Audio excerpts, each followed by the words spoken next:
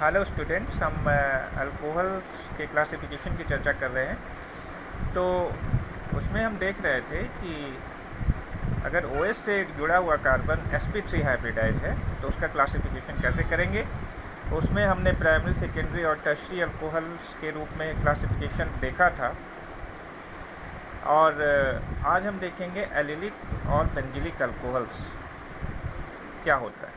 ठीक है, तो यदि OH से जुड़ा हुआ कार्बन sp3 हाइब्रिडाइज है ना।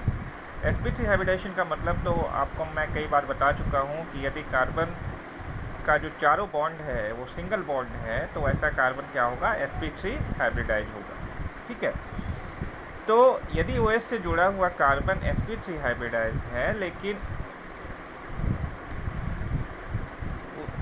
उससे जुड़ा हुआ अगला कार्बन sp2 हाइब्रिडाइज है ना, तो वैसा अल्कोहल क्या कहलाता है, एलिलिक अल्कोहल्स कहलाता है।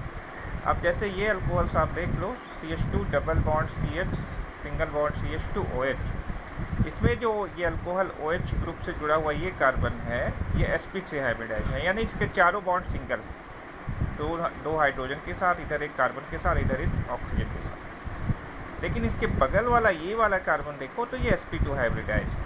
ठीक है, क्योंकि ये इधर ये एक डबल बॉन्ड और दो सिंगल बॉन्ड से घिरा हुआ है। इधर डबल बॉन्ड एक कार्बन के साथ बनाता है और इधर हाइड्रोजन और कार्बन के साथ ये सिंगल बॉन्ड बनाता है। तो इस तरह से ये क्या हो गया, एलिलिक अल्कोहल हो गया, और इसका नाम होता है प्रोप 2 in 1 ऑल, है ना। और इसमें आप देखो कि फर्स्ट पोजीशन पर जो है अल्कोहलिक ग्रुप जुड़ा हुआ है ना। तो ये नाम हो गया इसका प्रोप 2 in 1 ऑल, है ना।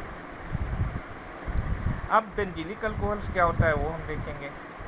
तो ये एलिलिक अल्कोहल्स की तरह ही होता है। इसमें डिफरेंस ये है कि OH से जुड़ा हुआ कार्बन तो sp3 हाइब्रिडाइज होता है, लेकिन जो है उसका अगला कार्बन यानी ये वाला कार्बन बेंजीन रिंग का कार्बन होता है। जैसे ये कार्बन जो है आपका बेंजीन रिंग का कार्बन है, तो ये बेंजिलिक अल्कोहल हो गया।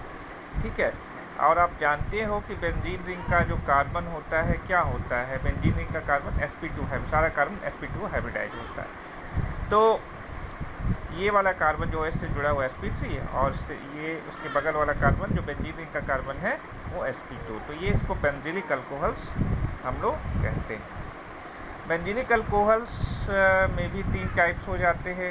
एक 1 डिग्री बेंजिलिक अल्कोहल होता है, एक 2 डिग्री होता है, एक 3 डिग्री हो जाता है ना। 1 डिग्री में क्या होता है कि इसमें जो OH से जुड़ा हुआ कार्बन में 2 हाइड्रोजन होते हैं। 2 डिग्री में क्या होता है, जो OH से जुड़ा हुआ कार्बन है उसके पास एक हाइड्रोजन होता है और वो एक दूसरे कार्बन से डायरेक्टली अटैच होता है। 3 डिग्री में क्या होता है कि OH से जुड़ा हुआ कार्बन है, उसके पास कोई हाइड्रोजन नहीं होता और ये 2 कार्बन से डायरेक्टली इधर जुड़ा हुआ है, इधर और इधर एक बेंजीन रिंग तो रहता ही है। ठीक है, इस तरह से ये एलिलिक या बेंजिलिक अल्कोहल की हम लोग पहचान कर सकते हैं।